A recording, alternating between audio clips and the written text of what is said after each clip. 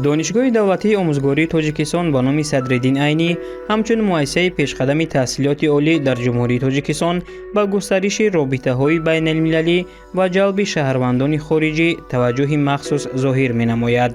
در این زمینه فعالیت تعلیمی و اجتماعی دانشجویان خارجی پیوسته هماهنگ و نظارت گردیده جهت تأمین صفت بلند تحصیل، مطابق شوی اجتماعی و حفظ حقوق و منفعت‌های آنها تدبیرهای ضروری عملی کرده می‌شوند.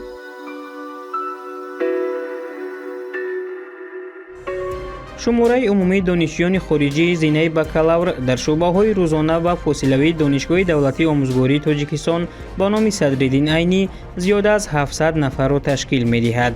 دانشجویان خارجی شهروندان کشورهای افغانستان، قزاقستان، ازبکستان و ترکمنستان میباشند و در شعبه فاصله‌ای اساساً شهروندان جمهوری ازبکستان، همزمان نمایندگان افغانستان، ترکمنستان، پاکستان و فدراسیون روسیه تحصیل مینمایند. باید ذکر نمود که دانشگاه جلب شهروندان خارجی را در زینه‌های بعد دیپلمی نیز به طور منتظم به راه مانده است. در سال تحصیل 2025-2026 ماگسترانتان، دکترانتان، PhD، عنوانجویان و شنوندگان خارجی شهروندان کشورهای افغانستان، ازبکستان و جمهوری مردمی چین میباشند.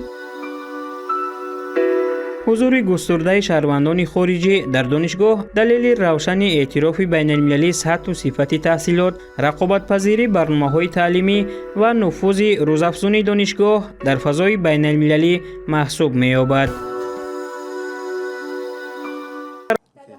муносибати устодон бо донишҷӯён хуб аст. барои донишҷӯёни хориҷӣ шароити мусоиди таҳсил фароҳам оварда шудааст. тоҷикистон кишвари зебо бо фарҳанги ғанӣ ва мардуми меҳмоннавоз аст.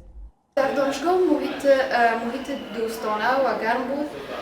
устодо ҳамеша бо ҳавсила дарс медоданд ва ҳамеша ҳозир буданд ки ба мушкилоти донишҷӯҳо роҳ ҳал пайдо кунанд.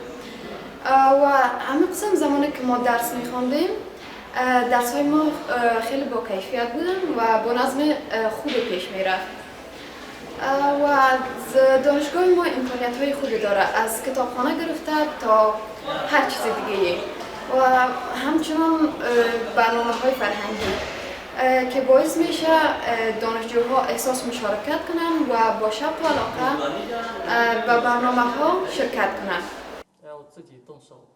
تحصیل در زینه ماگستراتورای دانشگاه دولتی آموزگاری تاجیکستان به نام صدرالدین عینی برای من تجربه مفید علمی می باشد.